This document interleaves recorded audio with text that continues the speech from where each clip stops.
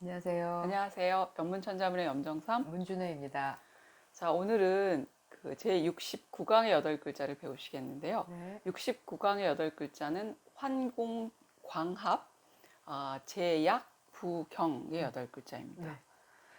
여기서도 이제 환공이라고 하는 인물이 출연하는 그렇죠. 것 같은 느낌이 듭니다. 네, 맞습니다. 이제 글자를 좀 설명해 주시죠. 네. 환공광합이라고 할 때 그 환자는 네. 이제 환공이라고 이제 설명을 해주셨는데 원래 글자의 의미는 편말 환자입니다. 공자는 공평할 공자, 네. 광자는 바로잡을 광자, 합자는 합할 합자입니다. 그래서 먼저 이것을 해석을 해보면 제나라의 환공이라는 사람이 광은 바로 잡다고 했으니까 네. 그 당시 어지러운 세상을 바로 잡고 또 화합하게 만들었다, 이렇게 해석을 할 수가 있고요. 네. 제약 부경의 제자는 이제 건널 제자이고 약자는 약할 약자입니다. 부자는 도울 부자이고 경자는 기울 경자입니다. 네. 그래서 이것도 간단하게 해석을 해보면 약한 사람들을 구제해주고 기울어진 나라들을 도와주었다, 이렇게 해석할 수 있습니다. 네. 지금 이 구절에 나오는 환공이 그 춘추 시대의 제나라의 환공, 맞아요. 그 유명한 네. 제환공을 말하는가요? 네네. 자, 그러면 일단 이제 글자들을 하나씩 좀 네. 자세히 살펴보겠습니다. 네. 첫 번째 글자는 이제 환자인데요. 네. 이게 편말 환자라고 했잖아요. 아까 이제 편말 하셔서 이제 그렇다면 뭔가 이렇게 이정표가 될 만한 것들을 문구를 적어 놓는다든지 아니면 네네. 어느 만큼의 거리가 떨어져 있다든지 어떤 지역이라든지 음. 이런 걸 써놓은 나무라는 뜻이죠. 그렇죠, 대나무, 그렇죠. 세워놓은 나무, 네네. 편말이라고 네. 하는 건. 네. 그래서 옛날에는 네. 이제 그 역참이라고 해가지고 말을 바꿔 탈 수 있는 기관이 있었는데 네. 그곳에 세워놓은 팻말이라고 해요. 표시판. 표시판. 예. 네. 그런데 이제 이 글자가 네. 편말이라는 의미로 쓰일 뿐만 아니라 글자를 두 개를 합쳐서 환환이라는 단어로 쓰면은 굉장히 굳센 모습을 표현하는 글자래요. 그래서 나중에는 이 글자가 굳셀환이라는 의미도 이제 가지게 됐습니다. 보통 이제 환공 그러면 제 나라에만 환공이 있는 게 아니라 노나라에도 있고 이제 다른 나라 제국에도 있거든요. 그러니까 이 환자는 제후가 세상을 떠나면 그 사람이 죽은 뒤에 붙여주는 시호의 그렇죠. 글자로 쓰였던 네, 거예요. 그럴 때의 의미는 굳세다라고 하는 의미라는 그렇죠. 거죠. 네. 본래 글자는 나무 목자가 들어가 있으니까 네. 이 글자는 이제 편말 환자가 본래 의미입니다. 왼쪽이 나무이니까 오른쪽이 발음일 거라고 이제 생각을 하실 텐데요. 네. 이 글자가 그 자체로 쓰이면 이게 긍자로 발음이 돼요. 그래서 환하고 긍은 좀 거리가 좀 있죠. 네. 근데 이 글자에다가 이렇게 쓰는 한자 혹시 어떤 글자인지? 항자네요. 맞아요. 항상이라는 의미의 항자입니다. 네. 그래서 여기에 쓰이는 요 글자나 네. 아니면 제 환공할 때 이 글자나 둘 다 환 아니면 항 이렇게 발음이 되잖아요. 네. 그래서 이게 같은 계열의 발음 성분이라고 생각하시면 되겠어요. 네, 그렇군요.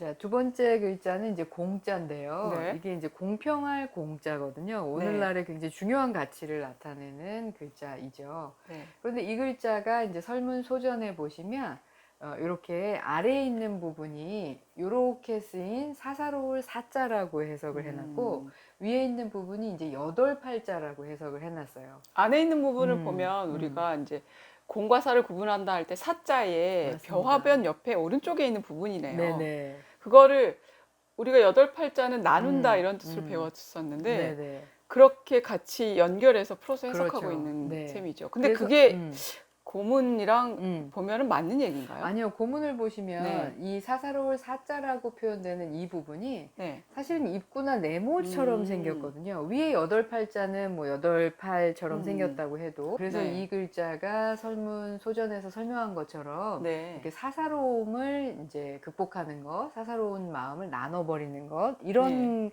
가치로 해석이 되는 건 다분히 좀 의도적인 것 같고요.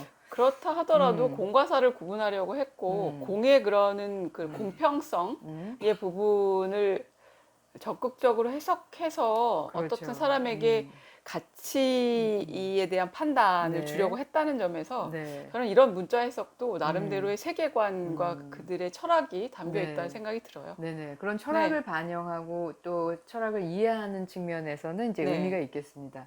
근데 실제로 이 공자는 갑골문이나 금문에서도 보이는데 네. 그때는 공평하다라는 의미로 쓰이기보다는 주로 이제 조상을 높여서 부를 때 네. 사용하거나 아니면 이제 제후들도 이제 등급이 있어서 공후, 백, 자남 이렇게 해서 5개의 네. 등급이 있었거든요. 그때 이제 가장 높은 제후를 부르는 이제 호칭으로 쓰이거나 그런 경우에 이제 주로 많이 쓰였고, 이 군주를 부를 때도 또 공자를 쓰기도 했고요. 그래서 공평하다라는 의미로 쓰인 건 상당히 후대의 의미인 것으로 생각이 되고, 원래는 이제 호칭으로 이제 사용됐다고 보여집니다. 그 다음 글자는 이제 광자인데요. 이 광자는 겉을 에워싸고 있는 요 부분, 요 네. 부분이 이제 부수인데 네. 이게 이제 상자 방자입니다. 네. 그리고 안에 들어있는 요 글자가 이제 임금 왕자이잖아요. 그래서 네. 요게 이제 발음이라고 생각하시면 되겠죠. 그래서 이게 바로잡을 광이라는 글자인데 이 설문 소전에 보시면 이 글자가 오늘날과 마찬가지로 이렇게 상자처럼 생긴 거, 그 안에 있는 글자가 사실은 임금 왕자가 아니에요. 그러네요. 예, 예. 네. 설문소전에서 예서로 가면서 이게 임금왕으로 이제 바뀌게 됩니다. 그래서 설문소전에 있는 이 글자는 오늘날에 쓰면 요렇게 쓰이는 글자인데요. 이건 이제 초목이 무성하다라는 의미의 네. 글자입니다. 예. 그래서 이 글자를 조금 더 고문자로 가보시겠습니다. 가보면 여기 갑골문에 보이면 글자 모양이 좀 많이 다르죠. 네. 예, 상자 방자처럼 이렇게 단순하게 표현된 게 아니라 이제 조금 테두리가 있는 모양으로 이제 표현이 됐고요. 요 안에 들어있는 것은 이제 설문소전에 보이는 그 글자하고 같은 계통의 글자라고 생각하시면 됩니다. 그래서 원래는 이게 발음 성분이었겠죠. 그런데 그렇죠. 이제 예서로 변하면서 발음이 같은 임금 왕자로 바뀐 글자다 이렇게 보시면 되겠어요. 그런데 이게 지금 제가 문장에서는 바로잡다는 의미로 해석을 했고 많은 문장에서 그렇게 쓰이는데 원래의 의미는 이 글자가 이 글자하고 통하는 글자입니다. 아, 그럼 대나무가 달려 네. 있어서 대나무로 만들어진 물건인가요? 그렇죠. 네. 이거는 음식을 담는 그릇이라고 설문에서는 해석이 되어 있어요. 네. 그런데 조금 전에 보았던 이것처럼 바로잡다라는 의미로도 이게 쓰이다가 보니까 바로잡다라는 의미를 전용하는 글자가 돼버리고 네. 나중에 이게 대나무 죽자를 위에 붙여서 네. 식기 또는 음식을 담는 그릇은 이렇게 새로 별도로 글자를 만들게 된 거죠. 네. 자, 그러면 이제 그 다음 글자를 한번 설명해 주시죠. 네, 그 다음 글자는 이제 네. 합할 합자인데요. 이거는 네. 뭐 굉장히 자주 쓰이는 글자죠. 예. 그래서 위아래를 보시면 합해져 있는 모양으로 보이시나요? 이제 합으로 글자가 복잡하진 않고 우리가 네. 합자로 읽다 보니까 네. 아, 요거가 합자다라고 하는 거지 무엇과 무엇이 합해진 걸 본든 건지 이런 것까지는 잘 이제 네. 우리가 추정하기 어렵죠. 네, 여기 있는 밑에 부분에 있는 네. 이 부분이 사실 입구처럼 보이는데요. 네. 그래서 어떤 사람은 입이 있고 그 네. 위에 있는 이 부분이 이제 세 개가 합쳐져 있는 모습처럼 되어 있잖아요. 네, 그래서 네. 입을 여러 개를 이제 합해 놓은 모양이다. 이런 식으로 이제 풀이를 하거든요. 이 글자의 갑골문을 보시면 이렇게 쓰인 이 부분이 거의 비슷하거든요. 모양은. 네. 네네. 그런데 이 글자가 사실은 식기의 뚜껑이라고 해석을 하는 학자들이 많아요. 예, 그래서 밑에 있는 것이 사람의 입이 아니라 그릇이라는 거죠. 네. 그리고 그 위에다가 식기 뚜껑을 덮어 놓는 거예요. 그러니까 처음 의미는 덮어 놓는다. 그래서 아래에 있는 그릇하고 위에 뚜껑이 합쳐진다. 이런 의미로 이제 합할 합자가 됐다는 네. 거죠. 지금 이 합자는 이제 들어가는 단어 굉장히 많죠. 많죠. 화합 할 때도 합자 있고 그렇죠. 합일, 네, 합일. 또는 통합. 제일 좋은 거 합격. 합격할 때도 네, 이 합자 네, 쓰는군요. 네. 네. 우리 문장에서는 제나라 환공이라는 사람이 당시에 주나라를 포함한 여러 제후국들을 위협하던 이제 이민족들을 이제 제압하고 물리쳐서 바로잡고 그 다음에 나머지 제후들을 화합하게 만들었다. 이런 역사적인 내용들을 이렇게 표현했다고 보여집니다. 네. 그 다음에 이어지는 구절에서도 역시 환공의 어떤 그렇죠. 치적에 대해서 네, 이야기하는 네, 건가요? 네. 자, 그다음 글자는 이제 네. 제자인데요. 예. 이 글자는 이제 여러 가지 의미가 있습니다만, 먼저는 오른쪽에가 제나라 제자. 얘가 이제 발음 성분인 거고, 네. 왼쪽에 있는 물수 부분이 의미 성분이어서 첫 번째 의미는 이제 강 이름, 물 이름입니다. 아, 재수가 있는 거죠? 네네. 그러니까. 그리고 거기에서 이제 의미가 확대돼서 실제로 문장에 들어갔을 때는 동사적으로 쓰여서 그 물을 건너가다 라는 의미로도 쓰이고요. 네. 그 다음에 사람들을 이제 구제하다 이런 의미로도 이제 쓰입니다. 제가 아는 제자의 가장 유명한 단어는 이제 경제할 때 제자입니다. 그렇죠. 예. 네, 경제라고 하는 말은 경세 재민의 준말입니다. 네. 그러니까 세상을 잘 경영하고 백성들을 구제한다 이런 뜻입니다. 그죠? 그런데 지금 이제 경제라고 할 때는 이코노믹스의 그 번역어로 채택이 된 거죠. 그렇죠. 이코노믹이라고 하는 건 알뜰하게 뭔가 살림살이를 잘한다. 그러니까 절약하고 뭔가 비용의 낭비를 하지 않는다. 효율적으로 네, 이런 뜻을 관리한다. 담겨 있어서 음. 훨씬 자금의 운용이라든지 이런 물질적인 재화의 효율적인 운용 이런 대목에만 너무 집중돼서 맞아요. 네. 이해되고 있죠. 네네. 그렇지만 원래 경제라고 하는 말이 탄생한 중국의 문헌에서는 백성들을 구제한다, 네. 살게 해준다 라고 하는 뜻이 바닥에 깔려 있는 그렇죠. 거죠. 본문의 문장에서는 구제하다라는 의미로 보셔야 되고, 네. 근데 구제의 대상이 누구냐면 그 다음에 나오는 약자입니다. 아, 예. 그렇군요. 그래서 네. 약이라고 할 때 이 약자는 그냥 약한 사람이라기보다는 약한 나라가 더 맞을 것 네, 같아요. 그렇겠네요. 예. 그래서 네. 약한 나라들을 구제해주고, 네. 예, 그렇게 봐야 되겠죠. 약자를 설명을 해드리면, 약자는 지금 이 글자가 설문해자에서의 설명을 보면 네. 굽어 있는 모습이라고 되어 있거든요. 지금 맞나? 얼핏 보면은 우리가 이제 활공자를 이렇게 쓰잖아요. 네. 그 활공자가 두 개 이렇게 붙어 있고 네. 그 안에 이렇게 점들이 찍혀 있는 것 네네. 같습니다. 요 밑에 있는 요 네. 부분이요. 네. 요 지금 해서의 부분을 보면 요렇게 쓴 거예요. 네. 요렇게 쓴 게 사실은 깃털 우자잖아요. 아, 네. 예. 그런데 위에 이제 요 부분이 활궁자처럼 붙어 네. 있는 거죠. 네. 강한 것은 사실 잘 굽어지지가 않죠. 네. 힘이 없고 약한 것이 굽어지니까. 구부러지니까. 예, 그래서 이게 이제 굽어진 모습에서 약한 것을 표현하는 글자다. 이렇게 설명을 해놨는데요. 구조를 보시면은 여기 이제 깃털이 들어가 있는 것으로 해석을 해놨어요. 그리고 위가 굽어져 있는 모습으로 풀이를 해놨습니다. 그럼 깃털의 모양과 관련이 있는 네. 글자라고 봐야 되겠네요. 허신은 그렇게 설명을 했는데 네. 허신의 설문해자를 이제 주석한 단옥제는 네. 그게 아니다. 이거는 네. 나뭇가지가 이렇게 구부러진 거다. 나뭇가지가. 이렇게 해석을 해놨습니다. 그러니까 그건 강한 나뭇가지가 아니라 약한 나뭇가지들이 그렇죠. 구부러져 있는 거다라고 네. 해석했다는 네네. 거죠. 그런데 그것도 제가 신기하네요. 볼 때는 네. 여전히 이게 이제 깃털의 모습을 하고 있고, 깃털은 사실 이렇게 깃털이 달려 있는 대는 빳빳하지만 네. 깃털 자체는 굉장히 부드럽고 약하잖아요. 그래서 그걸 사용해서 이게 약하다는 글자를 만든 게 아닐까 하는 생각이 드는데, 네. 단옥제는 그건 틀린 말이다. 이렇게 단호하게 얘기를 그랬어요. 해놓더군요. 네.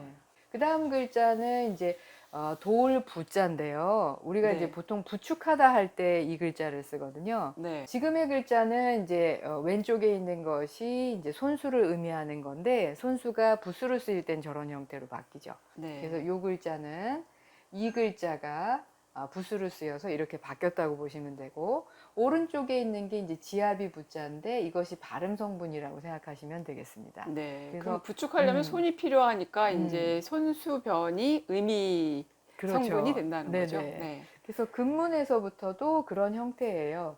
그래서 옆에 있는 왼쪽 이거는 이제 위치가 좀 뒤집혀져 있는데요.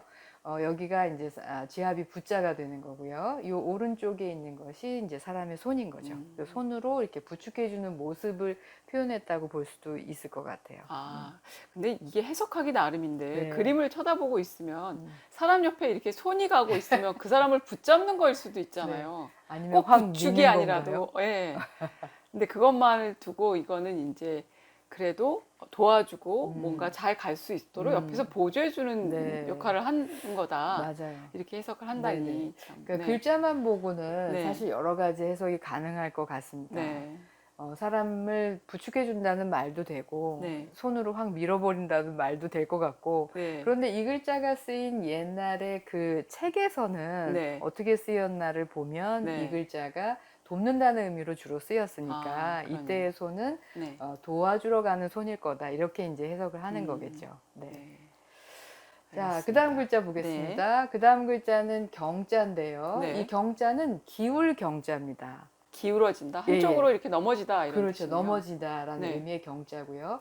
그래서 이 글자를 보시면 부수를 어디서 찾아야 될까? 이게 지금 글자가 세 개로 구성이 돼 있잖아요. 사람인도 그러네요. 있고 네. 또 비자도 있고 이 혈자도 있고 네. 그래서 이게 어떻게 어떤 분들은 요게 한 글자고 그 다음에 이게 붙었다 이렇게 해석할 수 있는데 그렇지 않습니다. 아, 네. 이게 한 글자입니다. 네. 이게 일랑 경자라고 해서 이제 밭을 세는 단위를 네. 표현하는 글자이고요. 그래서 이게 발음 성분으로 쓰인 거고 네. 왼쪽에 있는 사람 인이 이제 의미부로 쓰인 어. 거고요. 그래서 이거는 이제 기울다, 넘어지다라는 의미의 글자입니다. 그러니까 여기는 이제 오른쪽 부분이 발음이고 사람 인으로 구성된 네. 형성자인 거죠. 그렇죠. 이 문장에서는 이 경자가 기울어진 나라로 해석해 주면 좋을 것 같아요. 아, 그러니까 약한 나라를 도와주고 기울어진 나라를 부축해 주고 이런 일을 제나라 황공이 했다. 이렇게 해석하면 될 것 같습니다. 기울 경자를 얘기하니까 경자가 들어간 단어가 생각나네요. 네. 경향 그럴 때. 네. 그렇죠. 그렇죠. 기울어져서 네. 향하는 곳이니까요. 그리고 이제 왼쪽으로 기울어지면 좌경, 네. 오른쪽으로 기울어지면 우경 이런 말들도 네. 썼었죠. 썼었죠. 네. 우경화, 좌경화 뭐 네, 이렇게 이렇게, 쓰니까요. 네. 네. 자, 그럼 오늘 배운 8글자를 한번 정리해 주실까요? 환공광합. 그래서 제나라 환공이 어지러운 상태를 바로 잡고 네. 또 제후들을 화합하게 했으며 네. 제약 부경 해서 약한 나라들을 이제 구제해주고 네. 기울어진 나라들을 도와주었다 이렇게 해석하겠습니다. 그러면 당시에 그 환공은 제환공은 거의 지금의 이제 UN 같은 그런 역할을 했네요. 그죠? 약한 나라를 보조해주고 어떤 나라가 경제적으로 기울어지려고 그러면 또 도움을 좀 주고. 그래서 비록 이제 천자의 나라는 아니었지만 네. 그 전체 주변 여러 제후국들의 리더로서의 역할을 톡톡히 이제 담당을 했고 제나라 황공 때에 제나라가 가장 강성했다고 해요. 그때 이제 관중이라고 하는 네. 재상을 등용을 해가지고 굉장히 경제적으로 네. 나라가 부강할 수 있도록 만들었는데 애석하게도 말로는 그렇게 편안하지 않았던 것 같습니다. 네. 자, 그럼 오늘은 그 환공, 광합, 그 다음에 제약, 부경의 8글자를 배우셨습니다. 네. 다음 시간에 배울 8글자는 기회, 한해, 그 다음에 열감, 무정. 원래는 이제 말씀 설자로 써 있는 글자가 뒤에 구절에 앞에 나와요. 그런데 이거를 사람 이름으로 읽을 때는 열로 읽어야 돼서 네. 열감, 무정으로 읽어드릴게요. 네. 자, 그러면 오늘 여기까지 하겠습니다. 감사합니다. 감사합니다. 한 가지 병을